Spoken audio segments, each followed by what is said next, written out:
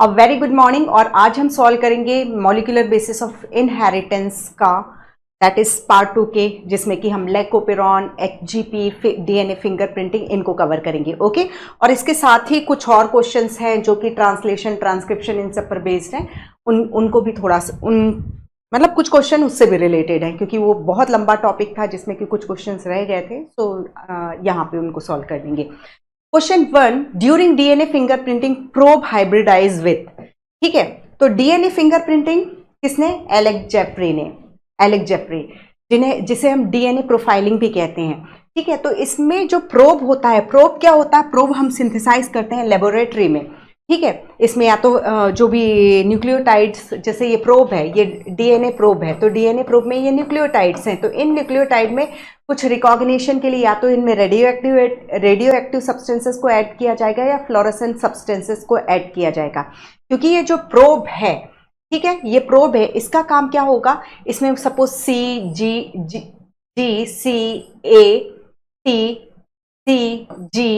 है, what ever जो भी कॉम्प्लीमेंट्री सीक्वेंस है, तो ये जो भी न्यूक्लियोटाइड का सीक्वेंस है, तो वो अपने कॉम्प्लीमेंट्री डीएनए के साथ हाइब्रिडाइज होता है। तो प्रोब के लिए याद रखिए, ये ऑलवेज सिंगल स्ट्रैंडेड डीएनए या आरएनए होगा। ठीक है, और इसको हम इसलिए लैब में बनाते हैं, जैसे मुझे अपने एक मिक्सचर में एक डीएनए सैंपल मिला है और मैं चाहती हूं कि मैं पता करूं कि ये जो डीएनए सैंपल है वो मेरा है कि नहीं है। तो इसके लिए मैं अपनी सेल्स के जो भी वीएनटीआर हैं उसके अकॉर्डिंग, जो भी न्यूक्लियोटाइड सीक्वेंस है उसके अकॉर्डिंग मैं लैब में एक डीएनए का पीस सिंथेसाइज करूंगी, और वो उसे मैं बोल रही हूँ डीएनए प्रोब। तो इस मिक्सचर में जो मिक्सचर सैंपल मुझे मिले हुए हैं उसमें 3-4 लोग का सैंपल है, उसमें से ये जो डीएनए प्रोब जो मेरे डीएनए में न्यूक्लियोटाइड सीक्वेंस के बेसिस पे बनाया गया है, तो ये क्या काम करके देगा हमें? उन 4 में से मुझे पता करके देगा कि ये जो 4 सैंपल हैं, 4 लोगों का डीएनए, उसमें से आपका कौन है। ये काम होता है डीएनए प्रोब का। ठीक है, क्योंकि जो न्यूक्लियोटाइड सीक्वेंस मेरे में है उसके ही कॉम्प्लीमेंट्री से मैंने ये डीएनए प्रोब रेडी किया हुआ है। जब कॉम्प्लीमेंट्री सीक्वेंसिंग मिलेंगी तो ये हाइब्रिडाइज हो जाएंगे। ओके, तो यहां पर हो गया, दैट इज हम इस हर चीज को देखते जाएंगे अभी।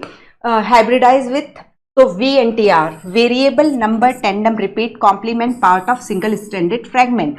तो वेरिएबल यानी डिफरेंट वेरी करेंगे, नंबर टेंडम रिपीट। तो टेंडम रिपीट यानी जैसे मान लो एक सीक्वेंस है AG, ये AG, ठीक है, या और भी लंबा हो सकता है। हम क्योंकि जब हम सैटेलाइट डीएनए, रिपीटेटिव डीएनए पढ़ते हैं तो हम देखते हैं उसमें सैटेलाइट डीएनए में जो कि सैटेलाइट डीएनए जो स्मॉल पीक बनाता है, बल्क डीएनए जो है सेंट्रीफ्यूज में मेजर पीक बनाता है, वो सब आप कर चुके हो। ठीक है, बल्क डीएनए जो है एक मेजर पीक बनाता है, सैटेलाइट डीएनए जो है स्मॉलर पीक बनाता है।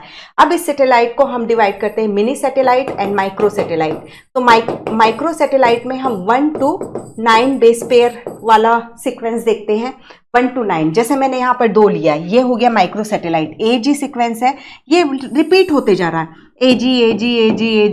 AG इस तरीके से। ठीक है, और जो मिनी सैटेलाइट होते हैं जो नॉर्मली VNTR के रूप में यूज किए जाते हैं, डीएनए प्रोब के रूप में यूज किए जाते हैं, तो उसमें ये सीक्वेंस जो होता है ये 10 से लेकर के 100, ये जो मैंने AG का सिर्फ 2 बनाया है ना, तो AG, CTG ऐसा ले लो, या तो 10 का भी हो सकता है, 50 का भी हो सकता है, 75 का भी हो सकता है। ठीक है, तो ये होता है, ये इस तरीके का सीक्वेंस होता है, और वो हर एक इंडिविजुअल का यूनिक होता है एक्सेप्ट मोनोजाइगोटिक ट्विंस। ठीक है, एक्सेप्ट मोनोजाइगोटिक ट्विंस, क्योंकि मोनोजाइगोटिक ट्विंस में ये जो डीएनए है, इसमें जो भी इसका जो है वो इसके डिवीजन से दो बेबीज बन रहे हैं, तो उनमें जेनेटिक मटेरियल सेम है। तो VNTR जो है VNTR में सिमिलरिटी सिर्फ मोनोजाइगोटिक ट्विंस में ही देखने को मिलती है। ठीक है, तो हमने ये वेरिएबल नंबर टेंडम रिपीट, तो जैसे यहाँ पर अब ये लिया जाता है मिनी सैटेलाइट में समझाने के लिए आपको माइक्रो सैटेलाइट, क्योंकि हम 10 का सीक्वेंस बनाएंगे फिर रिपीट करेंगे तो वो प्रॉब्लमेटिक होगा।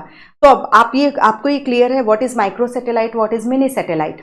तो मिनी सैटेलाइट ये जैसे ये है, ये सीक्वेंस है, सपोज मेरे क्रोमोसोम नंबर 1 पर ये 1 2 3 4 5 टाइम रिपीट हो रहा है, तो आपके क्रोमोसोम नंबर पर वो वेरी करेगा। यही सेम सीक्वेंस मेरे क्रोमोसोम नंबर 2 पे 5 की जगह हो सकता है 12 बार रिपीट हो रहा हो, तो आपके क्रोमोसोम नंबर 2 पर वो कुछ और रिपीट होगा। ठीक है, तो इस तरीके से हम देखते हैं कि ये जो वेरिएबल नंबर टेंडम रिपीट है, जो डीएनए पॉलीमॉर्फिज्म का कारण बनते हैं, ये हर एक पर्सन के लिए यूनिक होते हैं। ठीक है, हर एक पर्सन में, मतलब 2 पर्सन के मैच नहीं करते हैं, वो यूनिकनेस प्रोवाइड कराते हैं और उसकी बेसिस पे ही हम डीएनए फिंगर प्रिंटिंग कर पाते हैं। तो यहाँ पर हालांकि हमने डीएनए फिंगर प्रिंटिंग, एक सिंपल सा क्वेश्चन था कि प्रोब क्या होते हैं, प्रोब हाइब्रिडाइज विद किससे हाइब्रिडाइज करते हैं, तो variable number tandem repeat complement part of single standard DNA fragment. Okay, question है regulator gene controls chemical synthesis by inhibiting. तो रेगुलेटर जीन, अब इसमें यहीं पर हम ओपेरॉन से रिलेटेड सारी कॉन्सेप्ट को देख लेते हैं, फिर उसके बाद सिर्फ हम आंसर्स को टिक करेंगे। ठीक है, जब हम जीन रेगुलेशन की बात करते हैं तो जीन रेगुलेशन क्या होता है, दैट इज कि हमारे हर एक सेल में 2n = 46 क्रोमोसोम्स है या 46 क्रोमेटिन रेटिकुलम है। उनमें से हम जब देखते हैं कि जब हम बच्चे थे तो जो प्यूबर्टी वाले जीन का एक्सप्रेशन, चाइल्डहुड में प्यूबर्टी वाले जीन्स का एक्सप्रेशन नहीं हुआ, जब यंग हुए तो जो बच्चों वाले जीन थे वो काम करना बंद कर दिया। या इससे बेहतर ये देखो, जो न्यूरॉन्स है, न्यूरॉन्स में भी complete set of genome present है, मतलब जो हमारे 25 से 30 हजार जीन है ह्यूमन जीनोम में, वो ब्रेन की सेल में भी प्रेजेंट है, डाइजेस्टिव सेल में भी प्रेजेंट है। ठीक है, लेकिन ब्रेन की मतलब जो न्यूरॉन है उसमें पूरे 25 से 30 हजार जीन है, लेकिन वही जीन एक्टिवेट होते हैं जो न्यूरॉन की फंक्शनिंग के लिए रिक्वायर्ड है। वैसे डाइजेस्टिव सिस्टम में जो सेल्स हैं, जैसे म्यूकोसा सेल है, वो कुछ का सिक्रीशन करना है, तो ये नहीं कि वो फिर एसिटाइल कोलिन और वो सब में भी इन्वॉल्व हो जाए, वो सिर्फ डाइजेशन से रिलेटेड काम करेगी। तो एक एग्जांपल लेते हैं कि सपोज न्यूरॉन को अपनी फंक्शनिंग के लिए 100 जीन की एक्टिवेशन की रिक्वायरमेंट है, तो वो जैसे हम मान ले कि हमारे में 30,000 जीन है, तो 29,900 जीन को स्विच ऑफ करके बैठा देती है कि तुम लोगों को काम करने की जरूरत नहीं, इन 100 जीन से मेरा काम चल जाएगा। वैसे डाइजेस्टिव वाला बोलता है, डाइजेस्टिव सेल में 200 जीन की सपोज रिक्वायरमेंट है, उनकी फंक्शनिंग की रिक्वायरमेंट है, तो 29,800 जीन को चुप करा करके, साइलेंस करा करके बैठा दिया जाता है। ठीक है, तो ये जीन रेगुलेशन है, किस जीन को किस समय पर एक्टिवेट होना है, किस जीन को किस सेल में एक्टिवेट होना है, ये सारी चीज जो है जीन रेगुलेशन में पढ़ते हैं। तो लैकोपेरॉन जो जैकब एंड मोनॉड ने 1961 में प्रपोज दिया था ये मॉडल। अब ई कोलाई में इनकी स्टडी थी, ई coli that is prokaryotic, that is bacteria है ई कोलाई, और 1965 में इन्हें नोबेल प्राइज मिला था। तो जो लैकोपेरॉन है वो किस लेवल पर काम करता है, मतलब जैकब एंड मोनॉड ने जीन रेगुलेशन के लिए मॉडल प्रपोज किया, और उन्होंने जो मॉडल ओपेरॉन मॉडल प्रपोज किया वो किस लेवल पे काम करता था, ट्रांसक्रिप्शनली रेगुलेट करता था, ट्रांसक्रिप्शन के लेवल पे जीन को रेगुलेट करता था। ये नहीं है कि जीन रेगुलेशन केवल ट्रांसक्रिप्शन लेवल पर हो, जीन रेगुलेशन कई तरीके से हो सकता है। एक तो हम ये देख रहे हैं दैट इज ट्रांसक्रिप्शन लेवल पर, जो लैकोपेरॉन हमें सिखाएगा। दूसरा हम प्रोसेसिंग लेवल पर देख सकते हैं। तीसरा हम ट्रांसलेशन लेवल पर देख सकते हैं कि जैसे कि हम RNA में देखते हैं, RNA इंटरफेरेंस में मैसेंजर RNA बन गया, कोई बात नहीं, कोई दिक्कत नहीं, लेकिन हम उस मैसेंजर RNA को डिग्रेड कर देंगे, तो RNA में हम यही काम करते हैं। तो हम जीन रेगुलेशन, ठीक है, DNA ने या तो DNA से मैसेंजर RNA को बनने को रोक दो, जो कि हम पढ़ने वाले हैं, या फिर जब स्प्लाइसिंग होती है तो उस समय काट छाट कर दो, या फिर न्यूक्लियस के अंदर, यूकैरियोट्स में न्यूक्लियस के अंदर मैसेंजर RNA बन गया, उस मैसेंजर RNA को न्यूक्लियस से साइटोप्लाज्म में जाने मत दो। और चौथा है, चलो साइटोप्लाज्म में पहुंच भी गया तो उस मैसेंजर RNA को काट वाट के डिस्ट्रॉय कर दो, दैट इज ट्रांसलेशन लेवल पर। ठीक है, तो अब जब हम यहाँ पर रेगुलेटर लैकोपेरॉन की बात करते हैं तो यहाँ पर ग्रुप ऑफ जीन्स होते हैं जो क्लोजली एसोसिएटेड होते हैं। यहाँ पर ये जो होता है दैट इज आई जीन हो गया, यहाँ पर प्रमोटर होता है, यहाँ पर ऑपरेटर होता है, फिर ये प्रमोटर हुआ, ये P है ना, रेगुलेटरी जीन, ये कॉन्स्टिट्यूटिव जीन है, इससे हमेशा जो चीजें हैं वो बनती रहती हैं। ओके, सो यहाँ पर हम ये देख रहे हैं कि जस्ट मिनट, तो promoter gene, then operator gene, और ये है स्ट्रक्चरल जीन। यहाँ पर हमने कल पढ़ा था कि जो प्रोकैरियोट्स के मैसेंजर RNA होते हैं वो पॉलीसिस्ट्रॉनिक होते हैं। तो यहाँ के DNA में Z, Y, A 3 जीन है, ये तीनों स्ट्रक्चरल जीन है, ये ऑपरेटर जीन है, ठीक है, ये प्रमोटर जीन है, ये प्रमोटर जीन है, और ये रेगुलेटरी जीन है। लैकोपेरॉन में रेगुलेटरी जीन जो होता है वो कॉन्स्टिट्यूटिव जीन होता है। कॉन्स्टिट्यूटिव जीन यानी हमेशा बनाता रहता है, हमेशा ट्रांसक्राइब्ड होकर के वो प्रोटीन को बनाता रहेगा। तो जो हम पढ़ेंगे आई जीन से जो रिप्रेसर प्रोटीन बनता है वो कॉन्स्टिट्यूटिव प्रोटीन का एग्जाम्पल हो जाता है। ठीक है, अब यहाँ पर हम देख रहे हैं ये जो Z है वो कौन सा एंजाइम बनाता है, ये डीएनए है, ये डीएनए है, इससे मैसेंजर आरएनए बनेगा। ये Z से जो मैसेंजर आरएनए का जो हिस्सा बना वो बीटा गैलेक्टोसाइडेज एंजाइम बनाएगा। Y से जो एंजाइम बनेगा वो मैसेंजर आरएनए के Y पोर्शन से जो एंजाइम बनेगा वो परमिएज बनेगा, और ये A पोर्शन से जो बनेगा वो ट्रांसएसिटाइलेज बनेगा। तो इसकी फंक्शनिंग इस तरीके से होती है कि देखो, अब यहाँ पर ई कोलाई का नेचर जान लो। ई कोलाई का नेचर ऐसा है कि उसको सबसे अच्छा खाना कौन सा लगता है, जैसे आप लोगों को पिज्जा और पास्ता लगता होगा, वैसे ई कोलाई को सबसे अच्छा लगता है दैट इज ग्लूकोज। ठीक है, यदि आपने यहाँ पर उसको 56 प्रकार के व्यंजन रख दो, ग्लूकोज रख दो, लैक्टोज रख दो, माल्टोज रख दो, वो इन सबको छुएगा नहीं। जब तक उसको ग्लूकोज मिल रहा है वो ग्लूकोज ही खाता रहेगा। लेकिन सपोज एक सिचुएशन ऐसे आ गई कि ग्लूकोज खत्म हो गया, इसको आसपास इसको खाने के लिए ग्लूकोज नहीं मिल रहा है, तो यहाँ पर लैक्टोज पड़ा हुआ है। ठीक है, तब ई कोलाई क्या करता है, जब ग्लूकोज खत्म हो जाता है तब वो लैक्टोज खाना शुरू करता है। ठीक है, तो नॉर्मली क्या रहता है, ई कोलाई को ग्लूकोज मिलता रहता है तो वो ये अपने इस लैकोपेरॉन को बंद करके रखता है, स्विच ऑफ करके रखता है। कैसे स्विच ऑफ करता है, दैट इज ये जो रेगुलेटर जीन है ये इससे मैसेंजर आरएनए बनेगा, रेगुलेटर जीन पे तो ट्रांसक्राइब्ड होकर के मैसेंजर आरएनए बनाएगा, फिर इससे रिप्रेसर प्रोटीन बना। ये रिप्रेसर प्रोटीन जैसे नाम से ही क्लियर है, ये कॉन्स्टिट्यूटिव प्रोटीन है, हमेशा बनाता रहता है, क्योंकि हमेशा ई कोलाई को खाने के लिए ग्लूकोज मिला है तो उसको इसको बंद करके रखना, और बंद करने की जिम्मेदारी जो है आई जीन को है वाया रिप्रेसर प्रोटीन बना के। ये रिप्रेसर प्रोटीन जाता है और किसको बाइंड कर देता है, ऑपरेटर को बाइंड कर देता है। ऑपरेटर यदि बाइंड हो गया तो उसका रिजल्ट क्या होता है कि जो आरएनए पॉलीमरेज एंजाइम है, ठीक है, वो इस पर प्रमोटर पर आकर नहीं लग पाता। कल भी हमने टाटा बॉक्स, प्रिंगो बॉक्स वो सब की बात की थी कि ये जो है इसको ट्रांसक्रिप्शन फैक्टर रिकॉग्नाइज करते हैं और फिर आरएनए पॉलीमरेज जाकर के प्रमोटर पर जुड़ जाता है और ट्रांसक्रिप्शन स्ट्रक्चरल जीन के ट्रांसक्रिप्शन के लिए रिस्पॉन्सिबल होता है। ये चीजें हमने बात की थी कल। ठीक है, तो अब क्या हो रहा है कि रिप्रेसर प्रोटीन बना, उसने ऑपरेटर को बाइंड कर दिया। ऑपरेटर यदि बाइंड है तो आरएनए पॉलीमरेज प्रमोटर के आसपास फटक भी नहीं सकता है। ठीक है, कुछ लेवल पे एक चीज और हम अब बाद में बात करेंगे, अभी उसमें कंफ्यूज नहीं करते। ठीक है, अब ये प्रमोटर पर आरएनए पॉलीमरेज ही नहीं बाइंड हुआ तो कोई मैसेंजर आरएनए की सिंथेसिस स्ट्रक्चरल जीन से नहीं होगी और beta galactosidase, परमिएज and transacetylase enzyme का बनना नहीं होगा। ओके, लेकिन अब क्या हुआ, अब इस माहौल में लो, इसमें ग्लूकोज खत्म हो गया, अब पड़ा है लैक्टोज। अब ई कोलाई को झक मार करके क्या खाना पड़ेगा, लैक्टोज खाना पड़ेगा। तो लैक्टोज को वो क्या करेगा, डाइजेस्ट कराएगा। लैक्टोज के डाइजेशन के लिए कौन सा एंजाइम प्रेजेंट है, बीटा गैलेक्टोसाइडेज, और बीटा गैलेक्टोसाइडेज जो है इसको glucose and galactose plus plus galactose में कन्वर्ट करता है। ठीक है, और परमिएज का फंक्शन क्या है, ये जैसे ई कोलाई की सेल है तो थोड़ा सा परमिएज बहुत लो लेवल में एनी टाइम लैकोपेरॉन अपना एक्सप्रेशन देता रहता है, यानी थोड़ा थोड़ा सा बीटा गैलेक्टोसाइडेज बहुत कम अमाउंट में बीटा गैलेक्टोसाइडेज, परमिएज और ट्रांसएसिटाइलेज बना करके रखता है।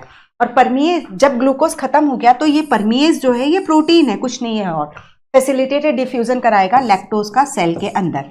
ठीक है, लैक्टोज अंदर आ गया, लैक्टोज अंदर आ गया तो ये आई जीन की तो आदत है, ये एनी टाइम आरपी बना रहा था। अब ये लैक्टोज आ गया तो लैक्टोज रिप्रेसर प्रोटीन के साथ जुड़ जाएगा और उसको इनएक्टिव रिप्रेसर में कन्वर्ट कर देगा। इनएक्टिव रिप्रेसर में कन्वर्ट हुआ तो ये क्या नहीं कर पाएगा, ऑपरेटर को बाइंड नहीं कर पाएगा। ऑपरेटर ओपन है तो क्या करेगा, प्रमोटर आकर के प्रमोटर से आकर के आरएनए पॉलीमरेज जुड़ जाएगा, और आरएनए पॉलीमरेज जुड़ गया तो ये जाकर के इनको ट्रांसक्राइब कर देगा, और फिर एंजाइम बीटा गैलेक्टोसाइडेज, परमिएज और ट्रांसएसिटाइलेज की सिंथेसिस होगी। बीटा गैलेक्टोसाइड जाकर के लैक्टोज को डाइजेस्ट करेगा, सेल के अंदर ही यही बना ग्लूकोज एंड गैलेक्टोज में। अब ग्लूकोज को ई कोलाई जो है अपने फूड में यूज कर। ठीक है, तो ये चीज है। तो यहाँ पर कुछ चीजें आप देखो कि क्या नॉर्मल केस में क्या हो रहा है, ये स्विच ऑफ है, लैकोपेरॉन जो है ऑफ है। ठीक है, तो जब नॉर्मली जीन कुछ काम नहीं कर रहा है, ट्रांसक्राइब नहीं हो रहा है, तो हम उसको ऑफ बोल रहे हैं। और इस तरीके का रेगुलेशन जो होता है वो निगेटिव रेगुलेशन होता है। जब जीन प्रेजेंट है लेकिन उसको काम नहीं करने दिया जा रहा, किसके थ्रू? रिप्रेसिव प्रोटीन के through, then it is known as negative regulation. कुछ एक्टिवेटर प्रोटीन भी होते हैं जो इनको एक्टिवेट कराएंगे, लेकिन हमारे सिलेबस में नहीं है तो हम बात नहीं करेंगे, क्योंकि एनसीईआरटी ने भी एक लाइन लिख करके छोड़ दिया है कि बियॉन्ड स्कोप है। तो हमारे इसमें नेगेटिव रेगुलेशन ही लेकोपेरॉन का समझाया जा रहा है। तो यहाँ पर सिंपल रिप्रेसर प्रोटीन जो है नेगेटिव रेगुलेशन के लिए रिस्पॉन्सिबल है। Repressor protein continuously regulator gene से बनता रहता है। रेगुलेटर जीन को हम आई से रिप्रेजेंट करते हैं, और ये रिप्रेसर प्रोटीन जो है structure gene that is ZYA को ट्रांसक्राइब नहीं होने दे रहा। This is called negative regulation, right. ये हो गया नेगेटिव रेगुलेशन। अब ये हमने पूरा समझ लिया, ठीक है।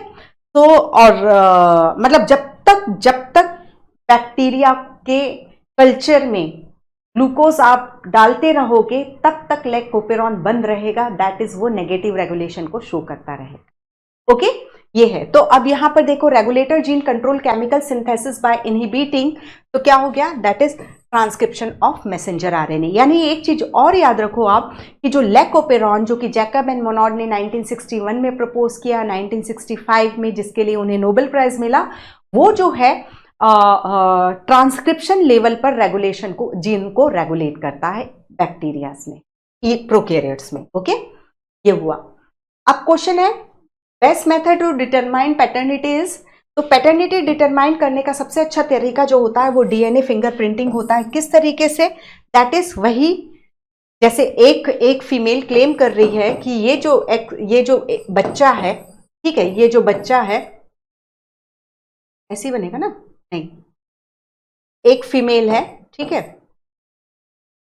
एक फीमेल है, वो क्लेम करती है एक बॉय को, कि बॉय के लिए, कि इसका फादर जो है ये पर्सन है, ठीक है, ये पर्सन है। अब हमें चेक करना है, पैटर्निटी टेस्ट करना है कि ये जो फीमेल बोल रही है वो सही बोल रही है कि झूठ बोल रही है। तो इसके लिए डीएनए प्रोफाइलिंग की जाएगी। डीएनए प्रोफाइलिंग में किन दो का डीएनए चेक किया जाएगा?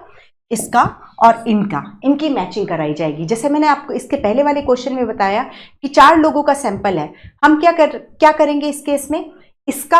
इनका डीएनए लिया जाएगा, इनका डीएनए लिया जाएगा, फिर रिस्ट्रिक्शन एंडोन्यूक्लियस से कट किया जाएगा, फिर जेल इलेक्ट्रोफोरेसिस से अलग किया जाएगा, फिर सदर्न ब्लॉटिंग कराई जाएगी, यदि जरूरत पड़ेगी तो पीसीआर कराया जाएगा। पीसीआर डीएनए प्रोफाइलिंग में मस्ट नहीं है। डीएनए का अमाउंट यदि आपको बढ़ा करके रखना है तो आप पीसीआर कराओगे, अदरवाइज कंपलसरी नहीं होता है पीसीआर। एक चीज ये याद रखना, ठीक है, पॉलीमरेज चेन रिएक्शन कंपलसरी नहीं होता। तो इसके केस में क्या होगा कि हमने ये, जैसे ये बॉय है, इसका डीएनए प्रोब रेडी कर लिया। अब इनका डीएनए, इनका डीएनए हमने लिया। जब हम जब सदर्न प्लॉटिंग हो गई, सदर्न प्लॉटिंग के बाद ये दोनों डीएनए को हमने एक बैग में रखा, और यदि ये इसका फादर होगा तो इनके बीच में कॉम्प्लीमेंट्री पेयरिंग हो जाएगी। ओके, तो दैट इज जो है पैटर्निटी टेस्ट के लिए जो होता है, दैट इज डीएनए फिंगरप्रिंटिंग या डीएनए प्रोफाइलिंग होती है। या एक चीज और, हाँ, एक तो ये मतलब ये भी देखा, और दूसरा जो है उसमें हम बैंड्स की मैचिंग के थ्रू, मतलब डीएनए फिंगरप्रिंटिंग में जब 3-4 सैंपल से हमें क्लियर करना रहता है कि कौन है ये, इसका फादर कौन है, तो उसमें जो बैंड का पैटर्न, जेल इलेक्ट्रोफोरेसिस में जो सेपरेशन के कारण जो बैंड का पैटर्न बनता है, उससे हम पैटर्निटी फाइंड आउट कर सकते हैं। क्योंकि जैसे सपोज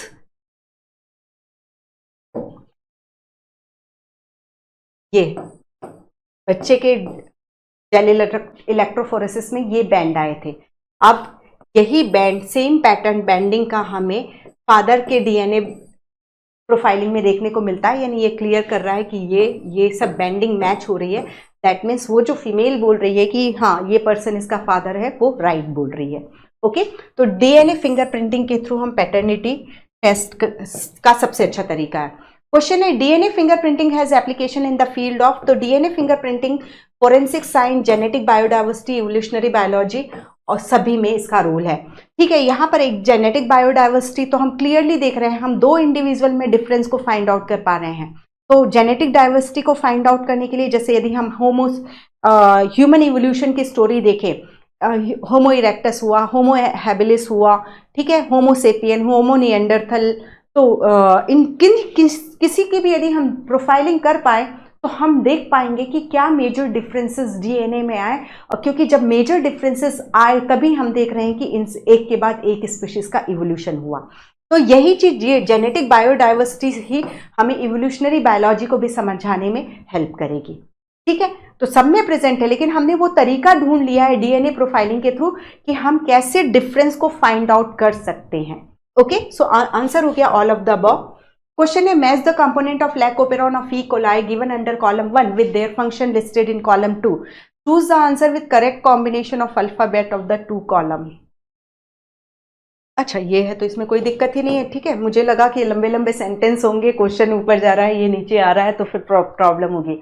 तो स्ट्रक्चरल जीन कौन कौन से थे हमारे? ZYA, सीक्वेंस याद रखना, यही सीक्वेंस में करना है। Z is near to operon, ये सब चीजों को बिल्कुल याद रखना। ओपेरॉन ऑपरेटर, नॉट ओपेरॉन, ये सब मिल करके रेगुलेटर, ऑपरेटर और स्ट्रक्चरल जीन सब मिल करके ओपेरॉन यूनिट को बनाते हैं। ठीक है, और मतलब Z के रेगुलेशन के लिए भी कॉमन I और O जीन प्रेजेंट है। और सीक्वेंस पूरा याद रखना, IPO, I फिर उसके बाद P फिर O फिर Z फिर Y फिर A, ये सब चीजों पे ट्विस्टिंग कर सकता है, बाकी तो कॉन्सेप्ट हमें अच्छे से क्लियर है। ठीक है, तो यहां पर स्ट्रक्चरल जीन क्या कर रहा है? Codes for enzyme protein. तो स्ट्रक्चरल जीन जो है उससे मैसेंजर आरएनए ट्रांसक्राइब्ड होकर के तीनों एंजाइम बनाएगा। ऑपरेटर जीन का क्या काम था? ऑपरेटर जीन पर कौन आकर के चिपकता था? That is repressor protein, that is constitutive protein, जो हमेशा बनता रहता है। तो अब देखो यहां पर क्या है, दैट इज एक हो जाएगा। प्रमोटर जीन का क्या काम है? अपने से आरएनए पॉलीमरेज को अटैच करना। तो देखो, binding site for RNA polymerase. ठीक है, रेगुलेटर जीन का क्या काम कर रहा है? Code for repressor protein. ठीक है, तो 4 1 5 2 आंसर आपका निकल जाता है, दैट इज सी। ओके, ये तो हमने किया है। इसके अलावा जो देखो, ओपेरॉन में हमने अभी बहुत ज्यादा ही टाइम दिया है, साथ में और भी जो भी इंपॉर्टेंट पॉइंट थे कि किस लेवल पर जीन रेगुलेशन होता है वो सब कंप्लीट किया। लेकिन इसके बाद भी आपकी रिस्पॉन्सिबिलिटी है कि आप वो पूरा 1.5 पेज जो दिया हुआ है उसको बहुत अच्छे से पढ़ो। नेगेटिव रेगुलेशन है, ये बात कर ली हमने।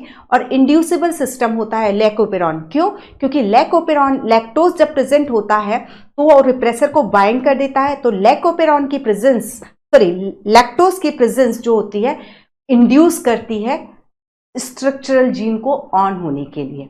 तो लैक्टोज एक्ट एज इंड्यूसर इन लैकोपेरॉन। ओके, तो ये हो गया। क्वेश्चन है satellite DNA is important because it has. तो सैटेलाइट डीएनए, तो ये जो है DNA high degree of polymorphism. Polymorphism यानी डीएनए में कई सारे वेरिएशंस देखने को मिलेंगे। तो हमने अभी सैटेलाइट डीएनए में टेंडम रिपीट के केस में देखा कि एजी किस में कितने बार रिपीट हो रहा है। ठीक है, और डीएनए पॉलीमॉर्फिज्म, हालांकि आगे क्वेश्चन बनाया हुआ है इससे रिलेटेड, जितना भी आपके एनसीईआरटी में दिया हुआ उससे रिलेटेड क्वेश्चन बनाए गए हैं, तो वो कवर हो रहा है। फिर भी याद रखो, यदि कोई भी म्यूटेशन यदि पॉपुलेशन में 100 में से 1 में देखने को मिल रहा है, 100 में से 1 में दिखने को मिल रहा है, तो हम उसे एलिलिक वेरिएशन या डीएनए पॉलीमॉर्फिज्म में काउंट करते हैं। 200 लोगों में 1 में देखने को मिलेगा तो हम उसको डीएनए पॉलीमॉर्फिज्म में नहीं रखेंगे।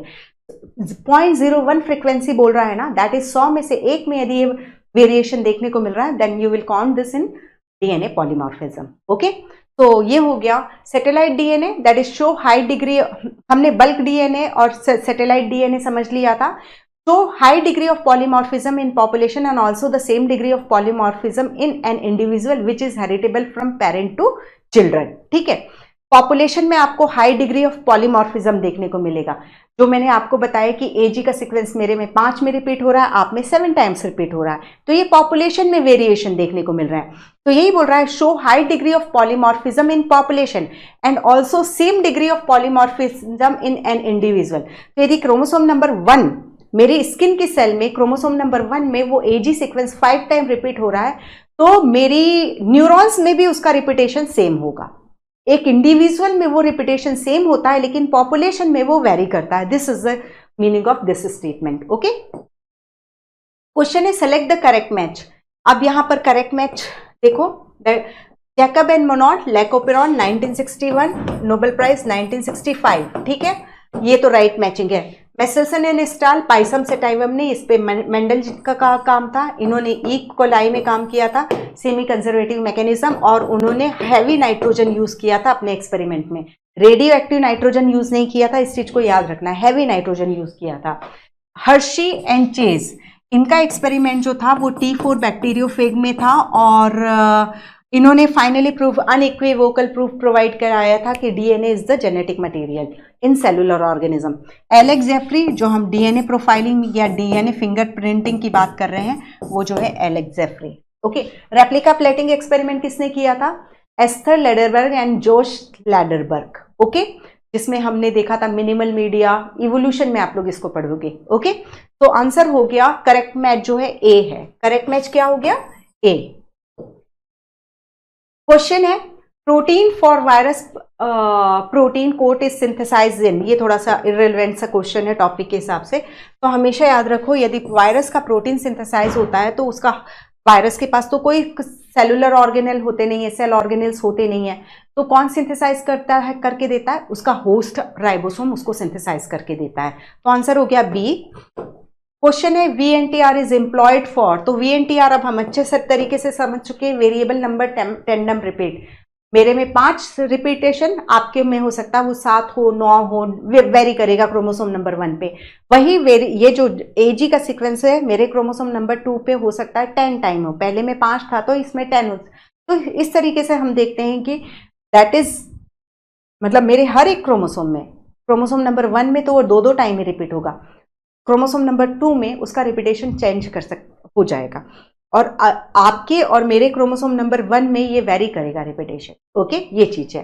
तो VNTR variable number tandem repeat, that is DNA fingerprinting में यूज होता है, and it is a type of mini satellite. Mini satellite क्या बताया मैंने आपको? 10 से लेकर के 100 बेस पेयर का बना होगा, और ये जो होता है that is 0.1 KB, kilo base से लेकर के 100 किलो बेस तक का हो सकता है। अब किलो यानी 1000, अभी एक जगह मैं ये बोल रही हूं कि ये जो मिनी सैटेलाइट है ये 10 से 100 बेस पेयर का होता है। फिर NCERT एक जगह लिखता है 0.1 KB से 100 KB, 100 किलो यानी 1 किलो यानी 1000, 100 into 1000, तो ये क्या वेरिएशन है?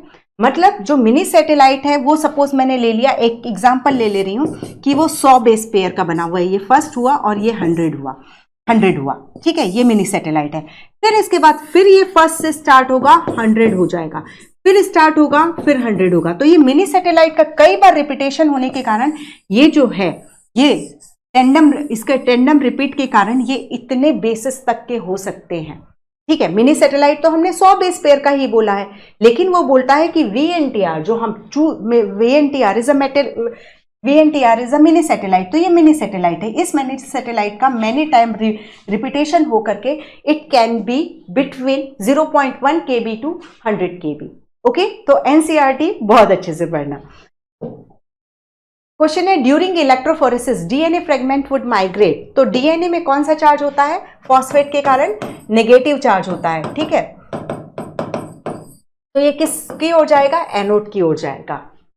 क्लियर? एनोड की ओर जाएगा, दैट इज पॉजिटिव इलेक्ट्रोड की तरफ जाएगा, फ्रॉम कैथोड टू एनोड। हमारा आंसर हो गया बी। क्वेश्चन है, gene regulation governing lactose operon of E coli that involve the lac I gene product is, तो अब बता चुकी हूं मैं इसको कौन सा रेगुलेशन है, और लैक्टोज का क्या फंक्शन है, देखो कहां पर है। Negative and repressible because repressor protein prevent transcription. Feedback inhibition because excess of beta galactosidase can switch off transcription. Positive and inducible because it can be induced by lactose. Negative and inducible because the repressor protein prevent.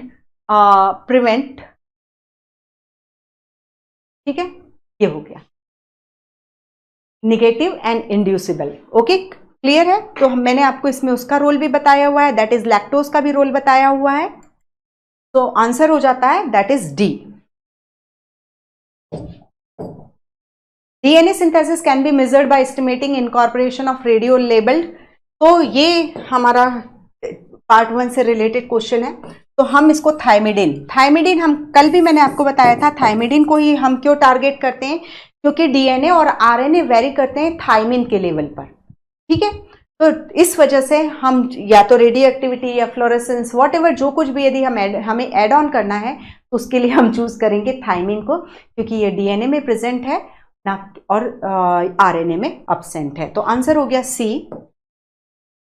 Question है सिनोरहैबिडिटिस elegance is a, तो ये जो है ये एस्के helminths that is nematode होता है और nematode है और इसकी सीक्वेंसिंग सबसे पहली बार की गई थी। इस चीज को याद रखिएगा फर्स्ट मल्टीसेलुलर यही है ना, हाँ, organism to have its whole genome sequence. First multicellular organism में इसकी सीक्वेंसिंग 1998 में कर ली गई थी और ह्यूमन जीनोम प्रोजेक्ट जो है वो कंप्लीट हुआ है 14 अप्रैल 2003 को, ठीक है। तो हमारी बाद में हुई है सिनोरहैबिडिटिस एलिगेंस की पहले हो गई थी। तो ये हो गया आंसर हो गया इसका दैट इज सी। तो जो हमेशा याद रखिए जो नॉन ह्यूमन जिन मॉडल्स हैं जैसे सिनोरहैबिडिटिस हो गया, इसके अलावा राइस है, एरेबिडियोप्सिस है, वो क्रूसीफेरी का मेंबर है एरेबिडियोप्सिस, नाम बड़े अलग अलग होते हैं, मेरी टंग बहुत जल्दी टर्न नहीं होती है, ठीक है। तो एरेबिडियोप्सिस हो गया, राइस हो गया, यीस्ट हो गया, ड्रोसोफिला हो गया, ह्यूमन हो गया और सिनोरहैबिडिटिस हो गया, ठीक है। तो ये वही है that is free living nematode है ये, ओके। तो ये हो गया। अब है in gene regulation switching off a gene is, जब जीन को ऑफ कर देते हो तो कौन सा रेगुलेशन होता है, negative regulation through repressor protein. Repressor protein कौन बना कर देता है, that is regulatory gene. Question है a molecular biologist wants to polymerize ribonucleotide in a test tube, the choice of enzyme for him. अब इनको टेस्ट ट्यूब में DNA बनाना है, मतलब ये चाहते हैं कि उनके डिजायर्ड न्यूक्लियोटाइड सीक्वेंस आए। तो यानी कोई टेम्पलेट तो यहाँ पर है नहीं। टेम्पलेट यानी क्या होता है, जिसको देख करके यदि यहाँ ए है तो वहाँ टी आ जाए, जी है तो सी आ जाए, तो टेम्पलेट तो है नहीं। टेम्पलेट इंडिपेंडेंट मैनर में जब कभी भी कराना होता है तो सीवरो ओ का एंजाइम यूज किया जाता है जिसे हम पॉलीन्यूक्लियोटाइड फॉस्फोराइलेज कहते हैं। ये पॉलीन्यूक्लियोटाइड फॉस्फोराइलेज बहुत हेल्पफुल हुआ था डेसिफेरिंग ऑफ जेनेटिक कोड में, क्योंकि हमें ये हो गया था कि देखो 4x4x4 टोटल 64 जेनेटिक कोड हैं। अब सब पॉसिबल कॉम्बिनेशन लिए गए, ठीक है। तो यहां पर जैसे अब मुझे ट्रिपल जी एक जेनेटिक कोड बनाना है, एक मैसेंजर आरएनए में बना रही हूं जिसमें ट्रिपल जी ही प्रेजेंट है, ठीक है। तो अब मैं क्या करूंगी, यहां पर मैंने ग्वानिन वाले न्यूक्लियोटाइड डाल दिए और सीवरो ओ का एंजाइम डाल दूंगी, तो वो मुझे जोड़ करके एक मैसेंजर आरएनए बना करके देगा जिसमें जी है। और यदि मैं ऐसा करती हूँ कि मुझे ए जी वाले चाहिए तो मैं ए डाल रही हूँ फिर जी डाल रही हूँ, तो ये एंजाइम जो है ये वाला एंजाइम उसको जोड़ता जा रहा है, फिर ए डाला फिर जी डाला, तो एक डेफिनेट सीक्वेंस में हम आरएनए की सिंथेसिस करवा सकते हैं। तो टेम्पलेट इंडिपेंडेंट मैनर में काम करता है पॉलीन्यूक्लियोटाइड फॉस्फोराइलेज। आंसर हो गया सी। क्वेश्चन है the inducer for switching on the lac operon in bacteria is. Inducer कौन हो जाएगा, that is presence of lactose, जो रिप्रेसर प्रोटीन को इनएक्टिव रिप्रेसर में कन्वर्ट कर देगा। तो आंसर हो गया ए।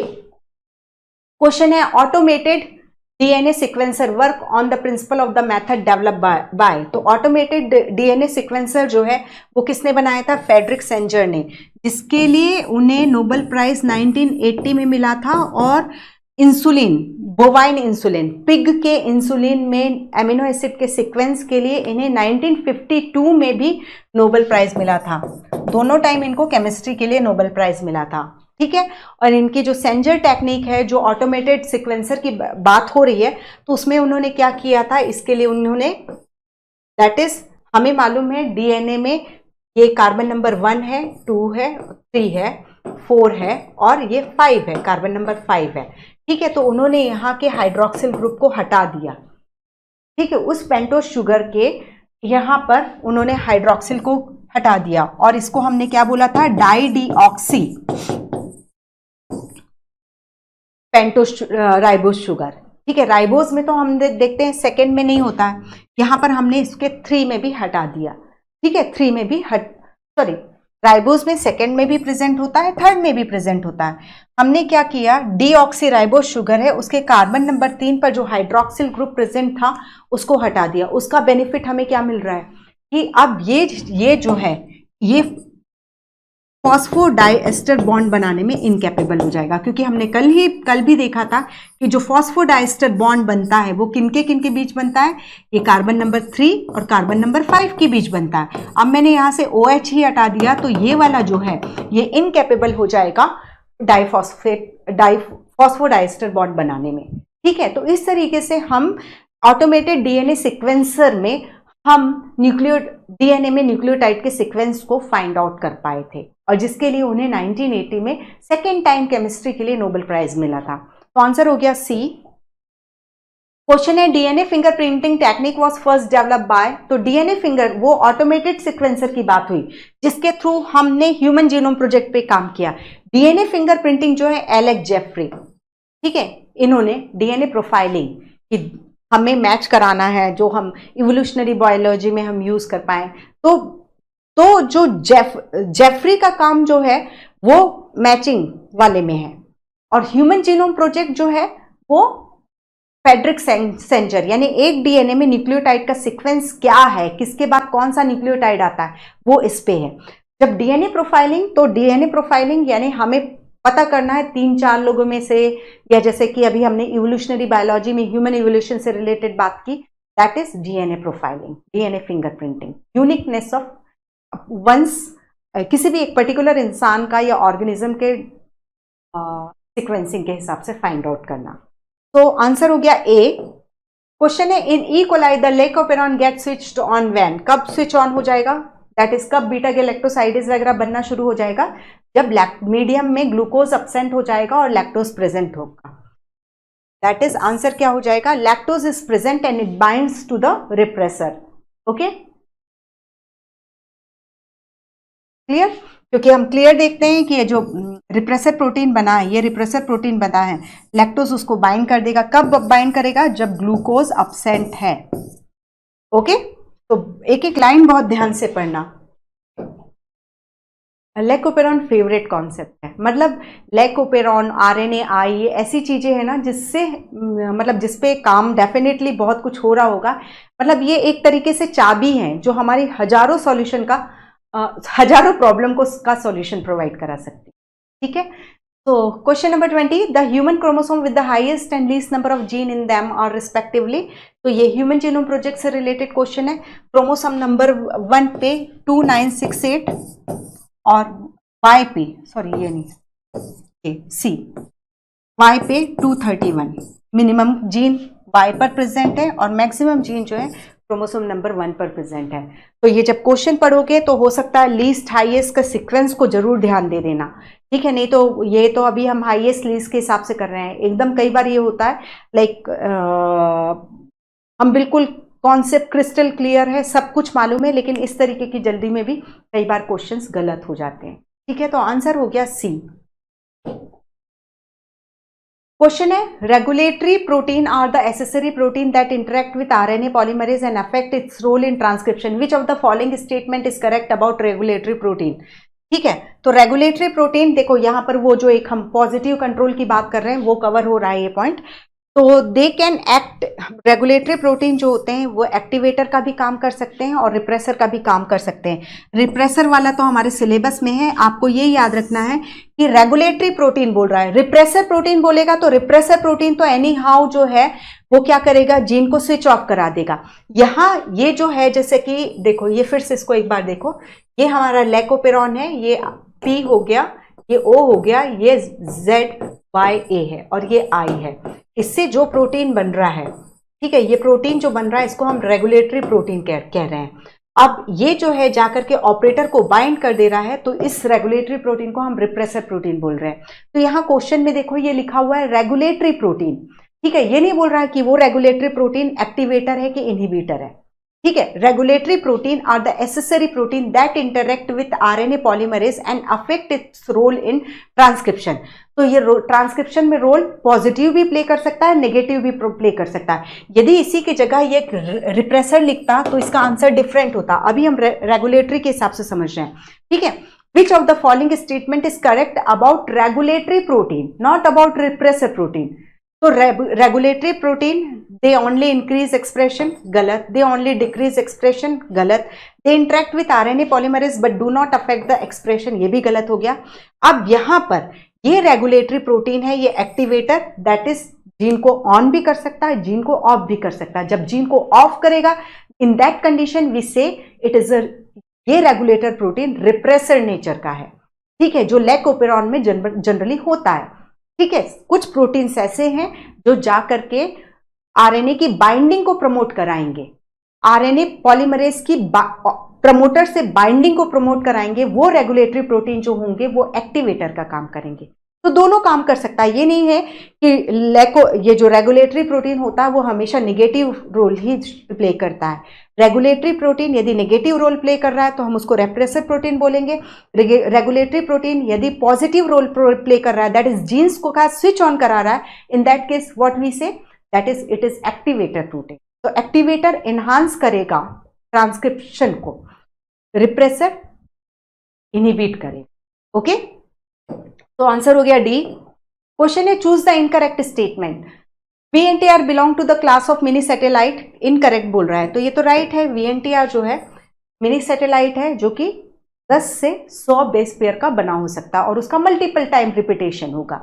Frederick Sanger develop the principle of DNA sequencing, right है, जिसके लिए 1977 में इन्होंने प्रपोज, मतलब ये मशीन दे दी थी और 1980 में नोबेल प्राइज मिला था। HGP was coordinated by US department of energy and national institute of health, this is right. सबसे पहले आइडिया आया था 1984 में। जैसे जैसे हम डीएनए को समझते गए, दैट इज कुल मिलाकर के मॉलिक्यूलर बेसिस ऑफ इनहेरिटेंस को, क्या जेनेटिक कोड है, किस तरीके से हम आर्टिफिशियली डीएनए सिंथेसाइज कर सकते हैं। आर्टिफिशियली जब डीएनए सिंथेसाइज करना शुरू किया तो हमने न्यूक्लियोटाइड के सीक्वेंस को अल्टर करके देखा कि जब हम डीएनए में या मैसेंजर आरएनए में न्यूक्लियोटाइड के सीक्वेंस को अल्टर कर देते हैं तो रिजल्टेंट प्रोटीन अल्टर हो जाता है। ये सब चीज़ें समझने के बाद ये चीज़ बिल्कुल क्लियर हो गई कि ये डीएनए है। यदि हम इसके न्यूक्लियोटाइड के सीक्वेंस को पता कर लेते हैं तो एक हम इंसान की कुंडली, बायोलॉजिकल कुंडली हम पढ़ लेंगे, ठीक है। तो यहाँ पर जो है दैट इज ये आइडिया आया कि हाँ हमें ऐसा करना चाहिए। 84 में प्रोजेक्ट स्टार्ट हुआ, अक्टूबर 1990 में कंप्लीट हुआ, 14 अप्रैल 2003 में।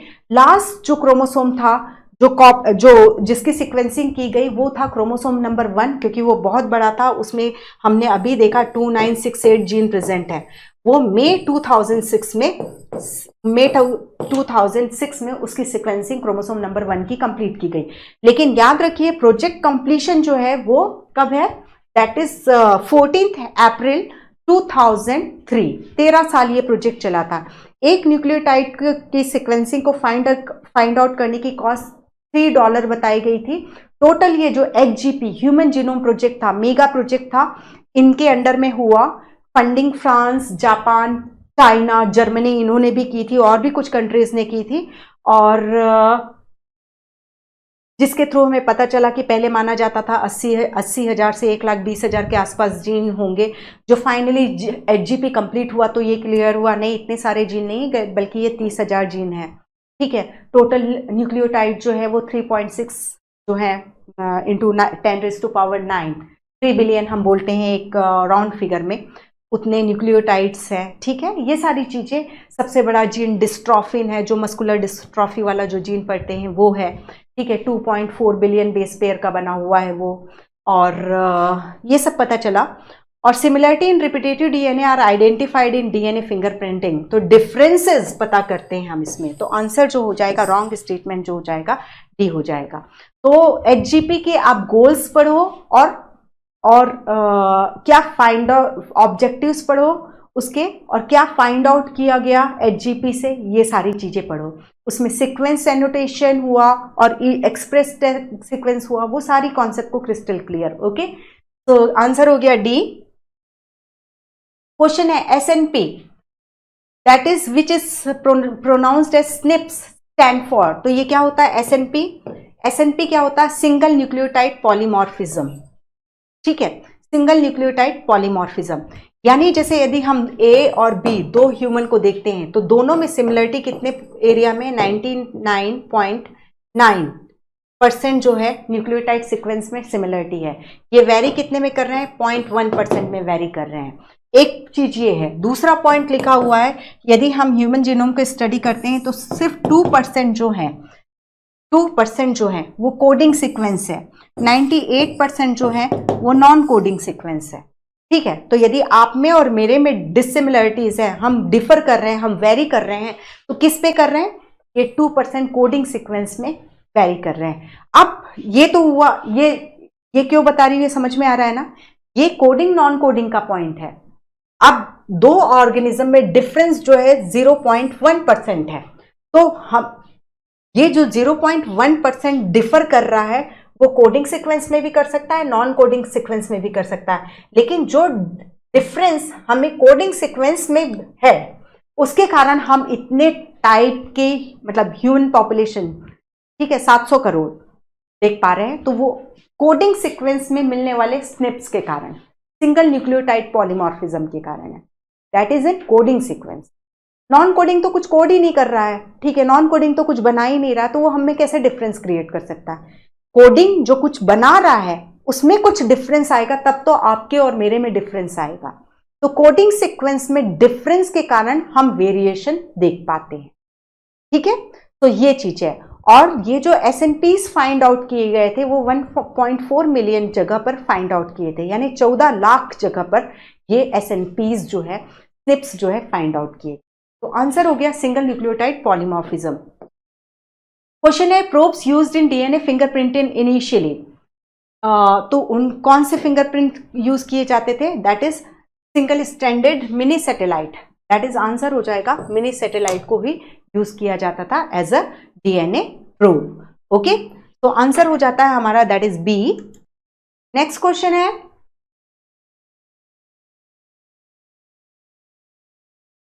Commonly use vector for human genome sequencing, तो ये क्या है? Bacterial artificial chromosome and YAC।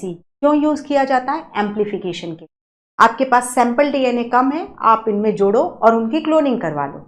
ठीक है, तो BAC and yeast artificial chromosome and bacterial artificial chromosome, जो सैंपल DNA है उसके नंबर को इंक्रीज, दैट इज उसको एम्प्लीफाई करने के लिए यूज किया जाता है। आंसर हो जाता है हमारा, क्या हो जाएगा? That is D.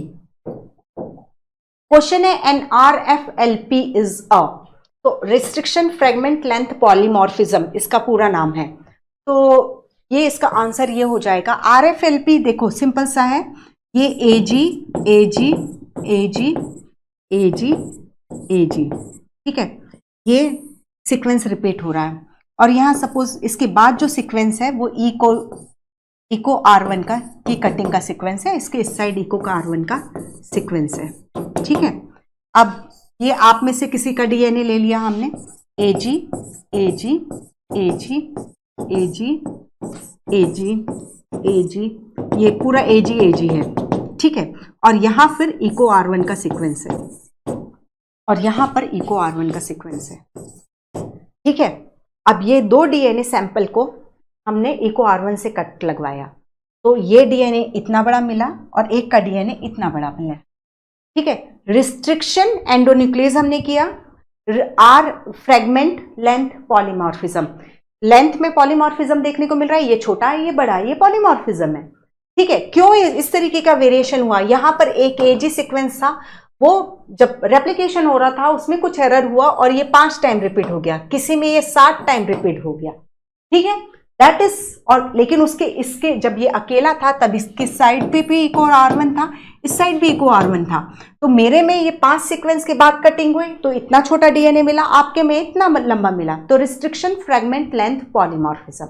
ओके, तो that is variation of a DNA segment cut by restriction enzyme. Answer हो गया बी।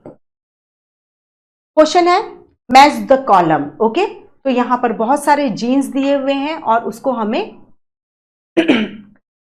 ठीक है, तो यहां पर देखो कुछ 1-2 वेरिएशंस हैं, तो हमें लेकिन जो ऑप्शंस मिला उसके हिसाब से एडजस्ट करना है। क्वेश्चन रह चुका है ये एग्जाम का, तो यहां पर देखो एक्चुअली इसको आउट ऑफ सिलेबस मत लेना, क्योंकि जब हम नॉन ह्यूमन जीनोम सीक्वेंसिंग में देखते हैं तो यीस्ट लिखा हुआ है, राइस लिखा हुआ है, ड्रोसोफिला लिखा हुआ है, सिनोर हैबिडिटिस लिखा हुआ है, तो उसके हिसाब से देखना होगा।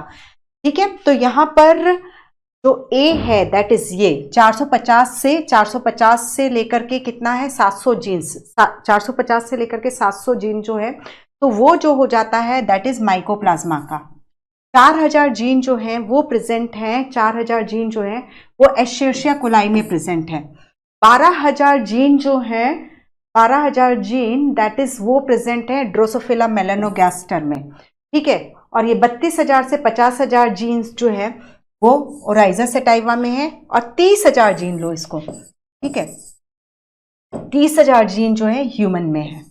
ठीक है, तो 3 1 2 5 4 दैट इज आंसर हो जाता है ये। ठीक है, इसके अलावा यीस्ट का याद रखिए, यीस्ट में समथिंग 6000 जीन है, और सेनर हैबिडिटिस में जो है 18000 जीन।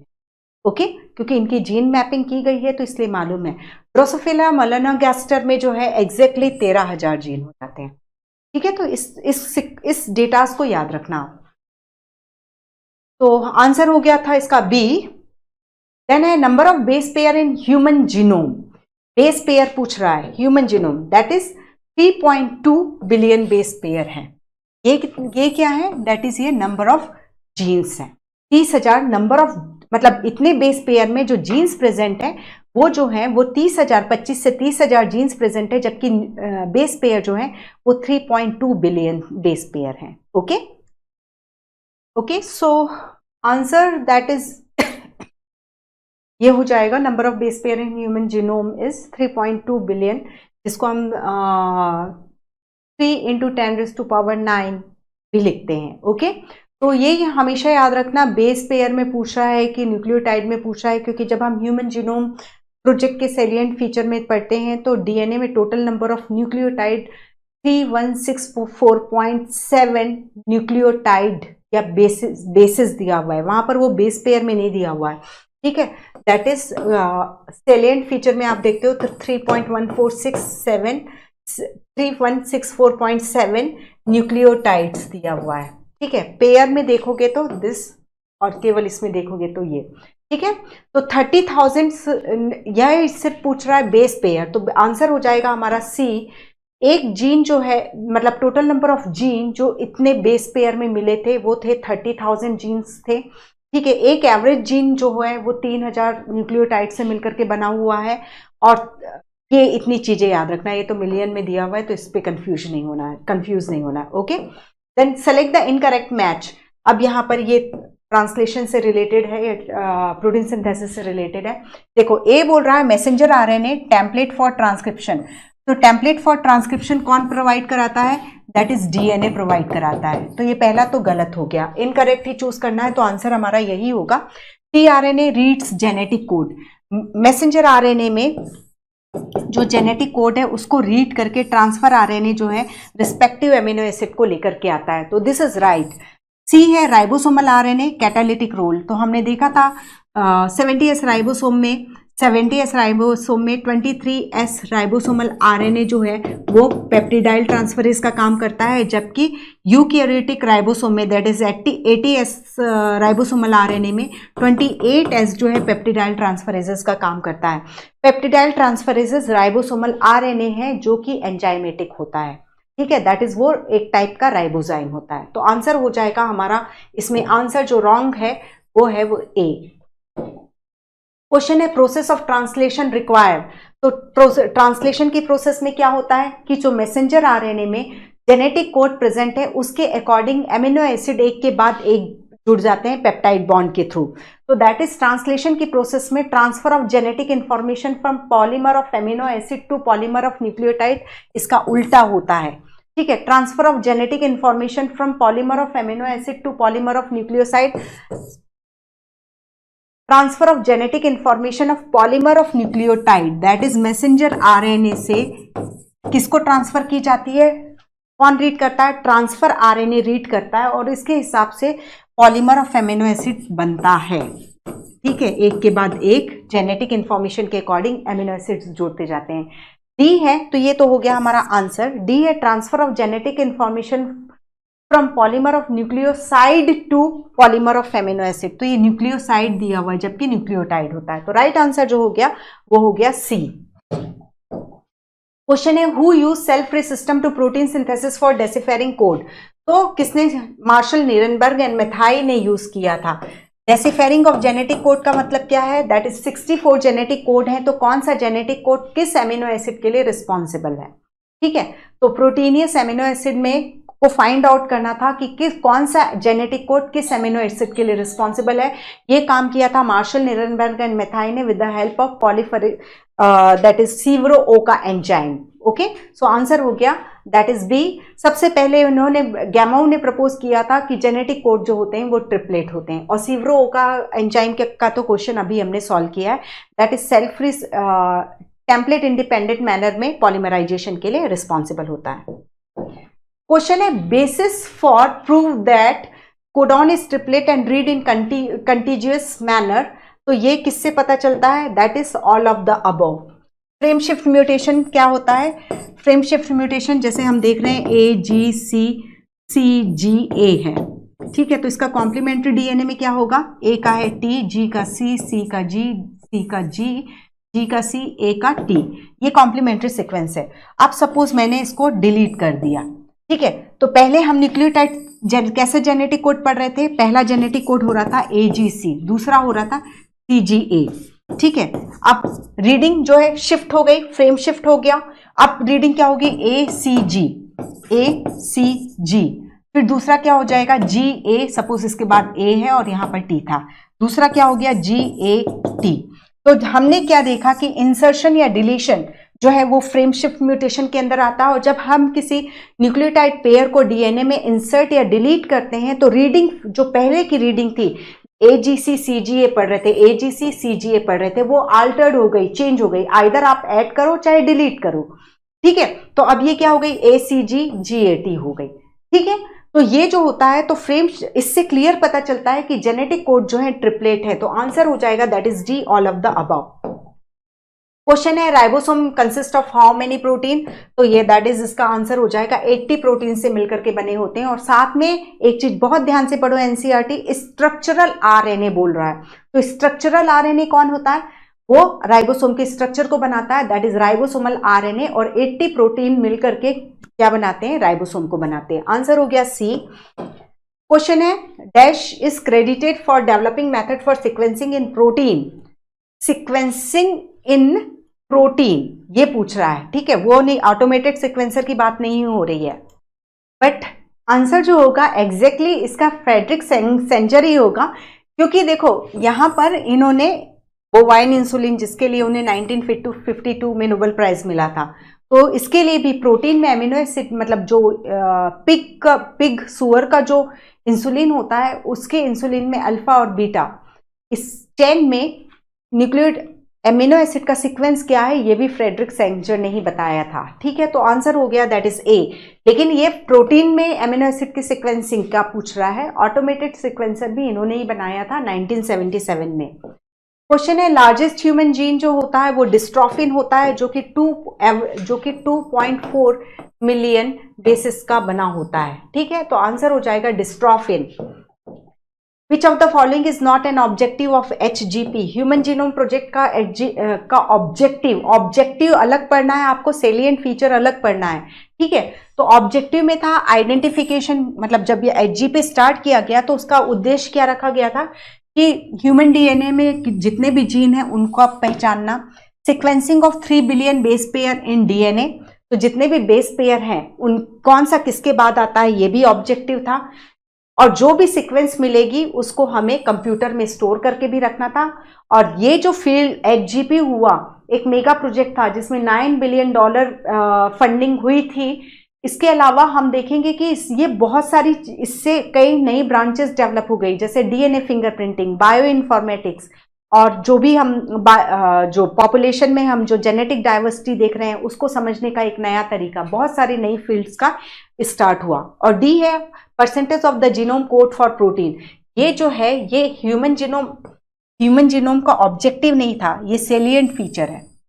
जब ह्यूमन जीनोम प्रोजेक्ट पूरा हुआ तब उससे जो कंक्लूजन निकला है तो दैट इज कि 2% जो होता है, 2% जो है कोडिंग सीक्वेंस है डीएनए में, जो हम 3 बिलियन बेस पेयर बोल रहे हैं उसमें से सिर्फ 2% जो है वो प्रोटीन की कोडिंग से रिलेटेड है, बाकी जो 98% है वो नॉन कोडिंग है। आंसर हो जाएगा D is the salient feature, और 3 जो है ऑब्जेक्टिव है ऊपर के। क्वेश्चन है the number of bases in an average gene is, तो ये हो जाता है दैट इज 3000। अगेन एक जीन में जनरली 3000 बेसिस प्रेजेंट होते हैं, ठीक है। 30,000 जो है हमारे डीएनए में इतने जीन्स प्रेजेंट हैं, ठीक है। ये हमारे में जो डीएनए है उसमें टोटल नंबर ऑफ न्यूक्लियोटाइड जो है 3164.7 मिलियन है, ठीक है। 2.4 मिलियन बेसिस का बना हुआ dystrophin, that is largest gene है। ओके, सो आंसर हो गया the number of bases in an average gene, तो इसका आंसर हो जाता है ए। क्वेश्चन है in HGP how many chromosomes were sequenced, तो कितने क्रोमोसोम्स की सिक्वेंसिंग की गई थी, that is human genome project तो है। ह्यूमन जीनोम में कितने क्रोमोसोम होते हैं, 23, तो 22 तो ऑटोसोम होते हैं, फिर आप एक एक्स का भी करोगे, फिर आप एक वाई का भी करोगे, तो 22, 23, 24, तो ह्यूमन जीनोम प्रोजेक्ट में 23 नहीं बल्कि 24 क्रोमोसोम्स की सिक्वेंसिंग की गई थी। आंसर हो गया सी। क्वेश्चन है minimum number of gene is present on which chromosome, तो 231 जो है क्रोमोसोम वाई पर प्रेजेंट है, तो आंसर हो जाएगा दैट इज 231 जीन प्रेजेंट है, दैट इज डी। और मैक्सिमम 2968 प्रेजेंट है क्रोमोसोम नंबर 1 पर, तो हमें मिनिमम पूछ रहा है, तो दैट इज आंसर हो जाता है हमारा मिनिमम ही पूछ रहा है ना, डी। क्वेश्चन है importance of repetitive sequence does not lie in, तो रिपीटेटिव सीक्वेंस, ठीक है, जिसमें हम मतलब जो टेंडम रिपीट्स हमें देखने को मिलते हैं, जो रिपीटेटिव सीक्वेंस देखने को मिलते हैं, उसकी इंपॉर्टेंस किसमें नहीं है, तो रिपीटेटिव सीक्वेंस जनरली क्या होते हैं, नॉन कोडिंग सीक्वेंस होते हैं, तो ट्रांसक्रिप्शन प्रोसेस में इसका नहीं हो, इसकी कोई इंपॉर्टेंस होगी क्योंकि ये जनरली नॉन कोडिंग सीक्वेंस होते हैं।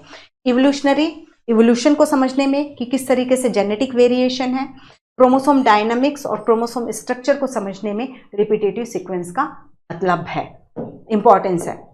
क्वेश्चन है जीनोम ऑफ 2% डिफर इन, तो कितना हमने क्या देखा, 99.9% सिमिलरिटी है, केवल 0.1% में डिफरेंस है, ठीक है, तो ये हो गया।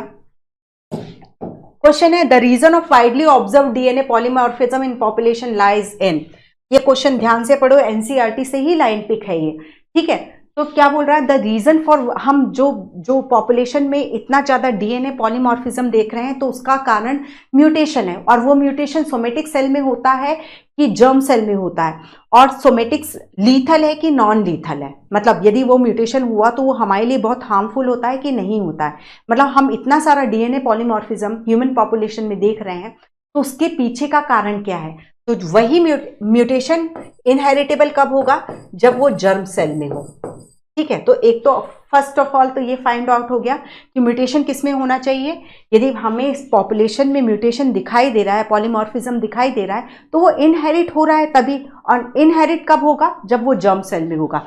तो फर्स्ट तो हमें जर्म सेल, अब इसमें से हमें लीथल और नॉन लीथल चूज करना है, तो इसको नॉन लीथल होना चाहिए। यदि ये लीथल है, यदि वो हमें बहुत हार्म कर रहा है, तो वो उस म्यूटेशन के कारण वो पर्सन तो वहीं मर जाएगा, वो अपना क्या गैमेट को आगे बढ़ा पाएगा, या सपोज उसने मरने के पहले भी मतलब उसकी प्रोजेनिस भी बन गई हैं, तो वो उनमें वो एक्सप्रेस होगा, ठीक है। तो जो लीथल म्यूटेंट हम पॉलीमॉर्फिज्म देख पा रहे हैं पॉपुलेशन में डीएनए का, तो उसका कारण है कि ये जो भी म्यूटेशन है वो जो है लीथैलिटी को इंड्यूस नहीं करते, एक तो जर्म सेल में और नॉन लीथल है, तो आंसर हो जाएगा बी। प्लीज बेटा बहुत थोड़ा सा है, ओपेरॉन तो बिल्कुल आपको क्रिस्टल क्लियर होगा, मैं जो समझ पाती हूँ, ठीक है, कि वो डेफिनेटली क्रिस्टल क्लियर होगा। Satellite DNA, repetitive DNA, bulk DNA, ठीक है, और इसके अलावा माइक्रो सैटेलाइट, मिनी सैटेलाइट, इन सैटेलाइट को हम जब ATGC में रेशियो में डिफरेंस से भी आइडेंटिफाई करते हैं, लेंथ से भी आइडेंटिफाई करते हैं, ठीक है। ये सारे पॉइंट्स जो हैं वो, ये सब जितना कुछ भी मैं यहाँ पर बोल रही हूँ वो पूरा एनसीईआरटी ही बोल रही हूँ, और इससे बाहर कहीं नहीं जाएगा ये टॉपिक, तो बस वो घुमा सकता है पेयर, न्यूक्लियोटाइड पेयर, इस तरीके से। तो प्लीज़ ज़रूर पढ़ लेना कम से कम 4-5 बार, क्योंकि मुझे ऐसा लगता है कि बाकी चीज़ें तो एकदम फ्लो में चलती है, यहाँ इसको पूरा इमेजिन करना पड़ता है, तो थोड़ा सा टफ हो जाता है ये। तो प्लीज कीप रीडिंग, कम से कम 4-4 5-5 बार रीड करके रखना, हर एक लाइन को समझने की कोशिश करना। ओके, तो ये आंसर हो गया बी। क्वेश्चन है which of the following is not compulsory in DNA fingerprinting. तो डीएनए फिंगरप्रिंटिंग में हम सबसे पहले डीएनए को रेस्ट्रिक्शन एंडोन्यूक्लियस से कट कराते हैं, फिर उसके बाद हम जेल इलेक्ट्रोफोरेसिस करते हैं, उसके बाद हम सदर्न ब्लॉटिंग करते हैं, सदर्न ब्लॉटिंग के बाद हम ऑटो रेडियोग्राफी करते हैं, जिसमें हम ऑटो रेडियोग्राफी सदर्न ब्लॉटिंग होने के बाद हम उसे प्रोब के साथ हाइब्रिडाइज करते हैं, फिर ऑटो रेडियोग्राफी करते हैं। ऑटो रेडियोग्राफी में हम कुछ नहीं करते, एक्सरे डालते हैं, और ये क्योंकि यहाँ पर हम जो हमने डीएनए प्रोब बनाया था उसमें या तो रेडियो एक्टिव सब्सटेंस यूज किया था या फ्लोरोसेंट यूज किया था, तो एक्सरे प्लेट में जहां पर पे भी ये प्रोब प्रेजेंट होगा वो हमें डार्क कलर का दिखाई दे जाएगा। This is called auto radiography. ठीक है, तो यहाँ पर हम क्या जरूरी क्या नहीं है, पीसीआर जरूरी नहीं, पॉलीमरेज चेन रिएक्शन ये तब जरूरी होता है जब आपके पास सैंपल बहुत थोड़ा सा है और आपको लगता है कि नहीं मुझे ये कई बार एक्सपेरिमेंट के लिए लेना है, तो आप उसको एम्पलीफाई करा देते हो YAC एंड BAC की हेल्प से। तो आंसर हो गया A, it is not compulsory.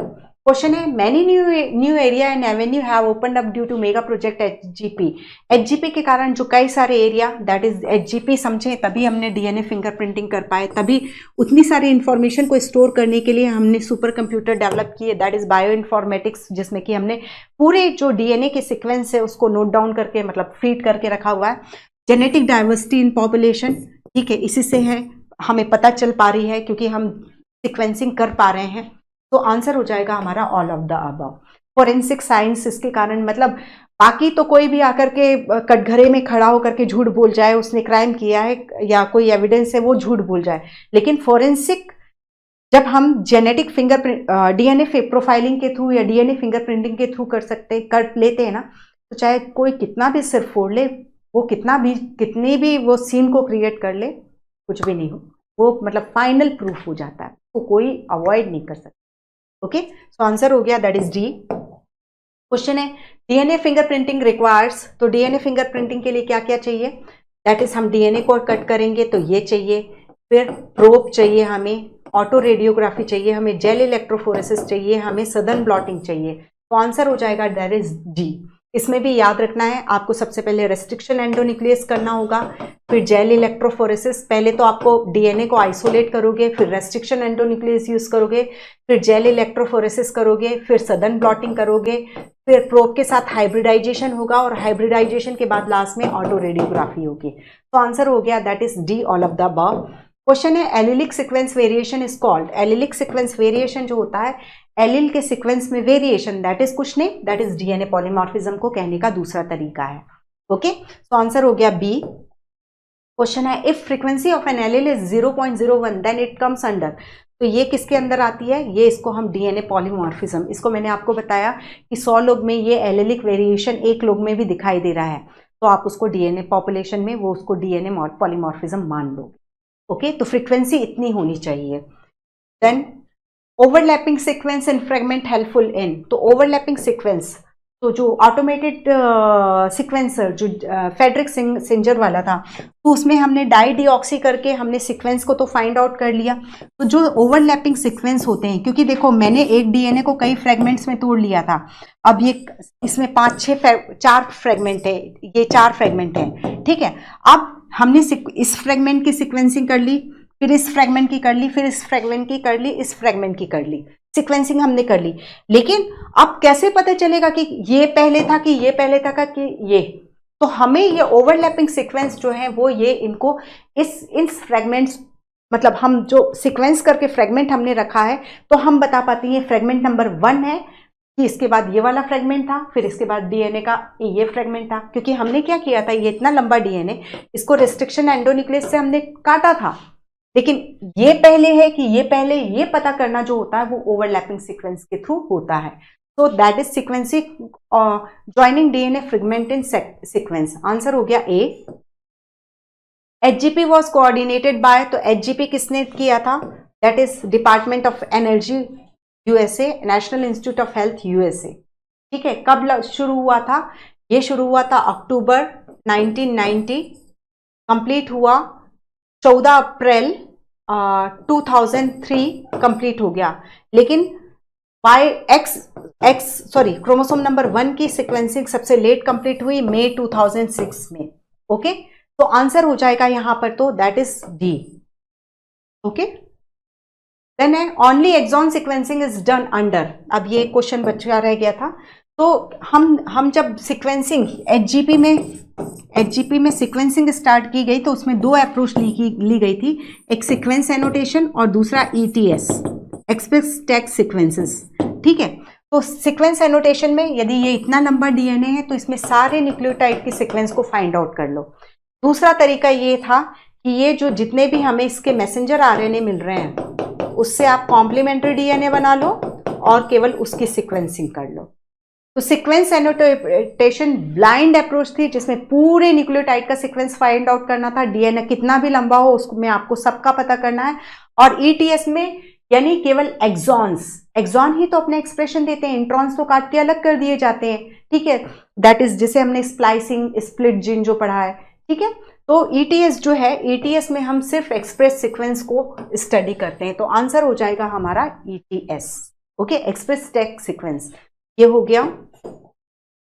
और फिर all the best. Okay, so simple है, ज़्यादा आरएनडी नहीं करना है इसमें।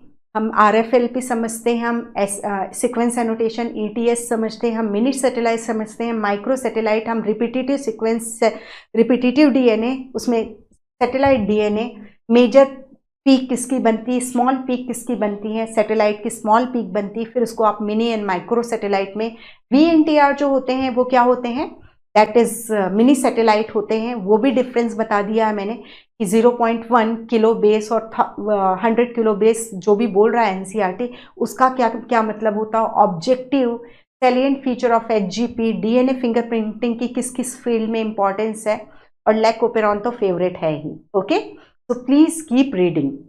डेफिनेटली 2 से 3 क्वेश्चन भी इतने से 3 पेज में आ सकते हैं और वो लाइन पिक होकर के आने वाले हैं, उसमें ज़्यादा कोई ट्विस्टिंग मुझे नहीं लगता कि कोई करेगा। ठीक है, सो वो बिल्कुल हर एक लाइन को, जैसे मैंने आपको एक बताया कि राइबोसोम में कितने प्रोटीन होते हैं, वहाँ पर उसने स्ट्रक्चरल आरएनए कर दिया। अब स्ट्रक्चरल आरएनए के नाम से पूछ लेगा, that is ribosomal RNA ribosome के स्ट्रक्चर को बनाता है, that is ribosomal RNA is structural RNA. ठीक है, तो इस तरीके से याद करके। Okay, thank you, take care.